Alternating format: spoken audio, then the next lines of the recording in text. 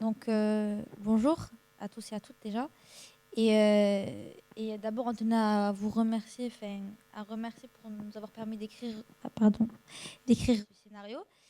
Et c'était un travail enrichissant et passionnant, dans le sens où nous, de base, on est une association, donc on n'a aucune référence sur le cinéma. On regarde des films, des séries, mais on ne saura pas écrire nous-mêmes. Donc c'est grâce à Nadja, toujours, qu'on a pu l'écrire du coup. Et donc d'abord, on était beaucoup à contribuer sur ce film.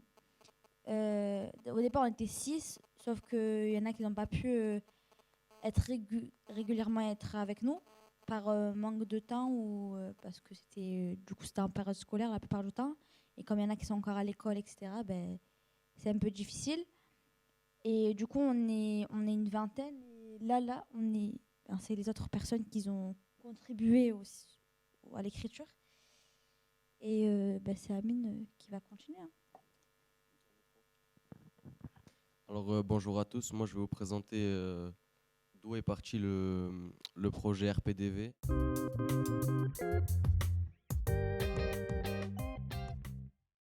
Alors tout d'abord c'est parti d'une activité Rêve et colère dans le local ADPS et directement le thème qui est ressorti de cette activité-là c'est l'image négative que reflétait le quartier. Du coup on a eu l'opportunité après ça d'aller 5 jours en Savoie pour travailler sur ça parce qu'on devait choisir une thématique et on a choisi du coup l'amélioration de cette image négative.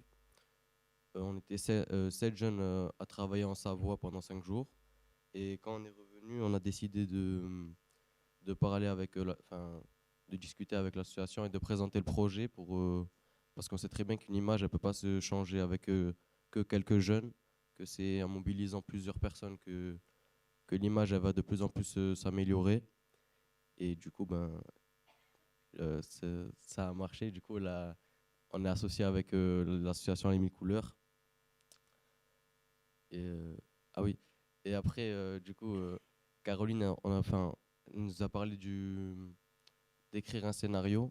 Et du coup, on s'est dit que c'était un bon moyen pour nous médiatiser, de médiatiser de bonnes actions et de montrer notre image du quartier que les gens pouvaient ne pas connaître, dû aux stéréotypes, aux médias qui montrent que des mauvaises choses, des choses négatives. Et voilà.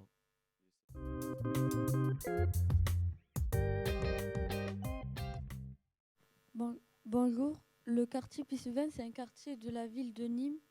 C'est un grand quartier où il y a 12 000 habitants et à Nîmes, il y a environ 150 000 habitants.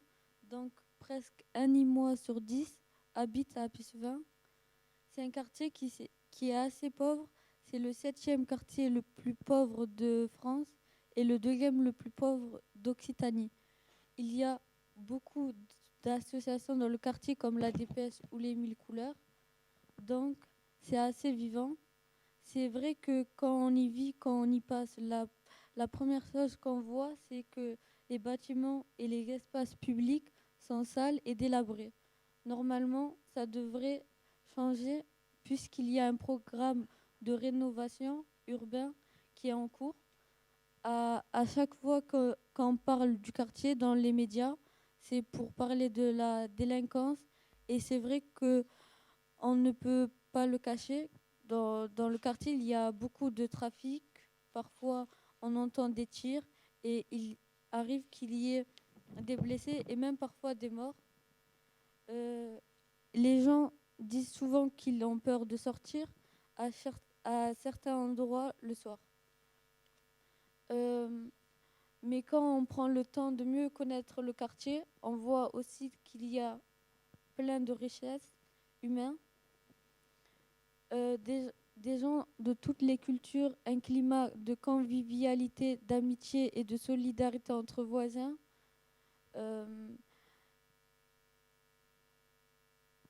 Ah, et des gens, surtout des jeunes et des associations qui ont envie de s'engager pour changer les choses.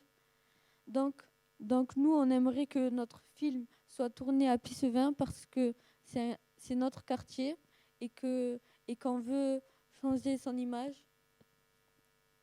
Du coup, le bâtiment que vous voyez, c'est la tour Watteau. On a imaginé que ça pouvait être le bâtiment où Intizar habitait. En fait, on connaît deux jeunes qui sont dans le projet, Jour et Ryan, qui habitent cette tour et qui nous ont parlé. C'est une tour emblématique du quartier qu'on voit depuis l'autoroute. Quand on arrive à Nîmes, mais d'un autre côté, on ne comprend pas pourquoi il y a des rénovations qui sont faites. Là, on voit les boîtes aux lettres qui sont toutes neuves, alors que tout le monde dit que ça va être détruit d'ici quelques années.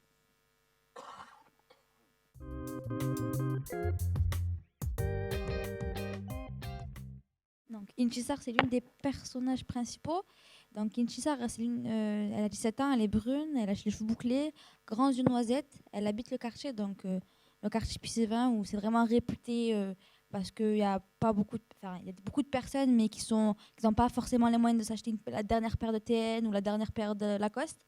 Et on voit qu'elle a probablement, vous allez voir si le film se réalise, et de même dans l'écriture, on va voir que Intisar elle n'a pas les mêmes moyens que Caïs. Pour Caïs, alors c'est la deuxième personnage principal. Il a 17 ans et il est brun aux yeux noirs.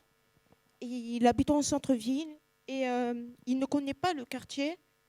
Il peut avoir quelques préjugés, mais ça ne l'arrête pas. C'est pas pour autant qu'il ne va pas être ami avec Itizar, avec les images imaginées dans un appartement. Par exemple, le petit déjeuner, on veut montrer que sa famille est plus âgée que cette Itizar. Après, il y a le père et la mère de Caïs. Donc, dans la version antérieure du scénario, il n'y avait que le père. Et en fait, il était plein de préjugés. On l'imaginait un peu plus raciste. Et on a nuancé son image pour que ce soit moins stéréotypé. On a ajouté la mère pour apaiser l'image de la famille, parce qu'elle était très effacée. On avait l'impression qu'elle était tout le temps à la cuisine. Et donc, du coup, ça a rajouté encore un stéréotype qu'on ne faisait pas forcément gaffe, en fait. Le fait que fille-garçon, la femme à la cuisine et l'homme devant la télé, etc. Donc, on a voulu atténuer l'image. Ensuite, les personnes âgées, voisins d'Itizar, pour imaginer le dialogue entre les voisins d'Itizar. On s'est appuyé sur les échanges avec les habitants lors de l'hiver avec la Kitoun. C'est un chariot qui peut donner du café à des habitants et tout. Leurs inquiétudes avec les destructions des bâtiments. Leur mécontentement des conditions l'habitation. Pardon.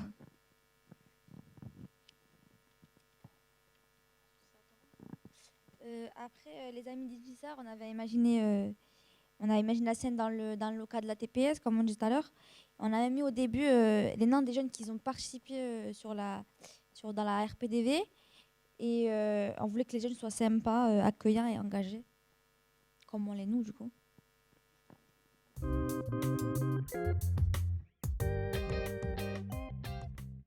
Je voulais vous poser une question sur la fête. Est-ce que vous pouvez détailler encore plus, parce que vous parlez de ces fêtes qui ont lieu donc l'été, tous les jours ou tous les vendredis, c'est ça?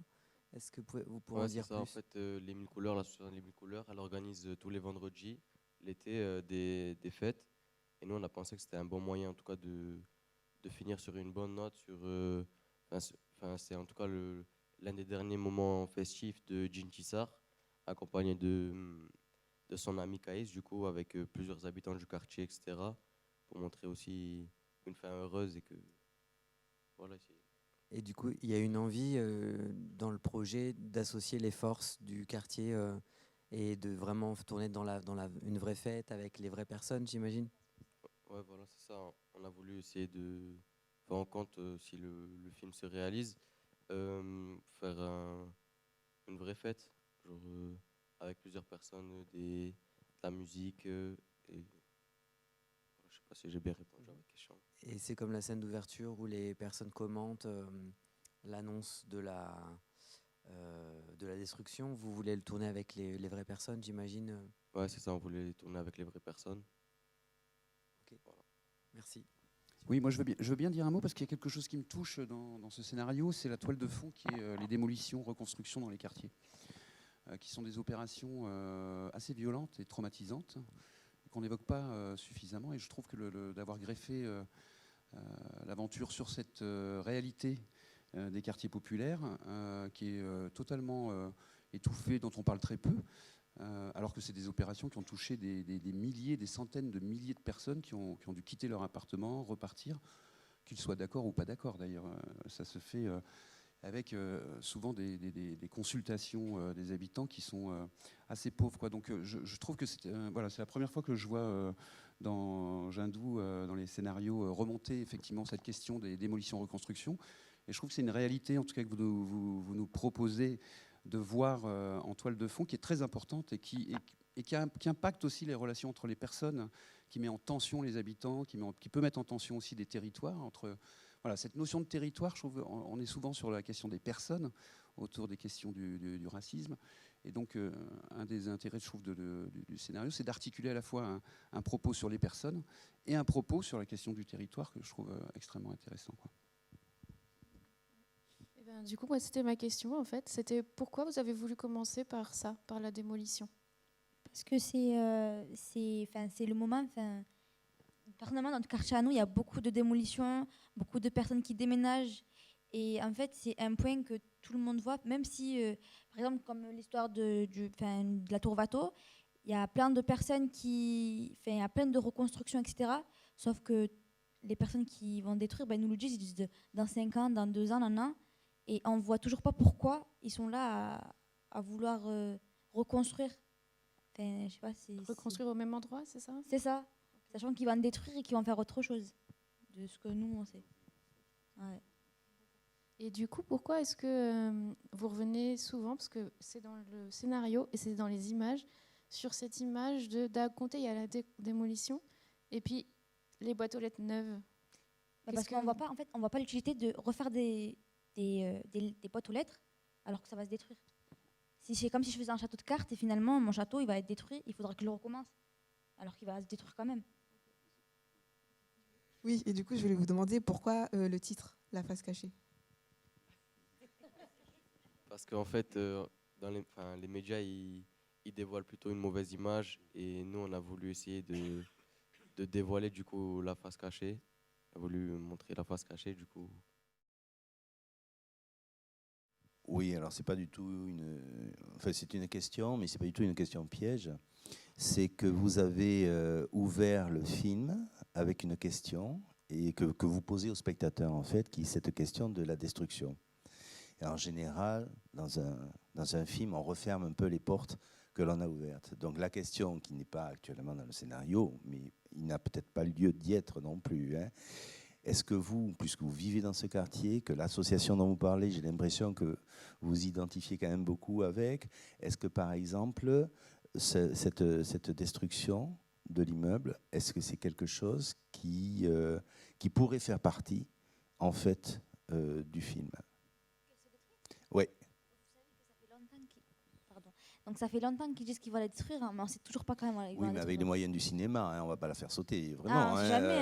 Ah, moi, monsieur.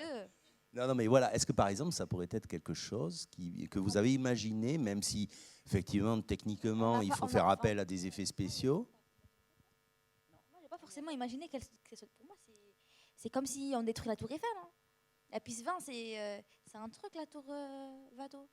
Quand tu rentres à Nîmes, la première chose que tu vois, c'est la Tour Watteau. Et c'est là où les personnes, quand ils rentrent, parce que j'ai un ami qui s'appelle Ryan, mais on l'a cité, il fait ses études à Montpellier. La première chose quand il rentre à Nîmes, c'est sa tour. Il dit, enfin, je suis là. Mais ça, c'est un avantage aussi, c'est-à-dire qu'en fait, visuellement, cette tour, tu parlais de la Tour Eiffel, effectivement, c'est quelque chose que, dans l'image, en fait, d'un film donc, qui pourrait se faire à partir de ça, c'est quelque chose que l'on peut toujours avoir en ligne de mire, quoi. Hein, comme un géant, finalement, fragile ou quelque chose comme ça, tout à fait. Ouais. Merci beaucoup. Merci. Merci.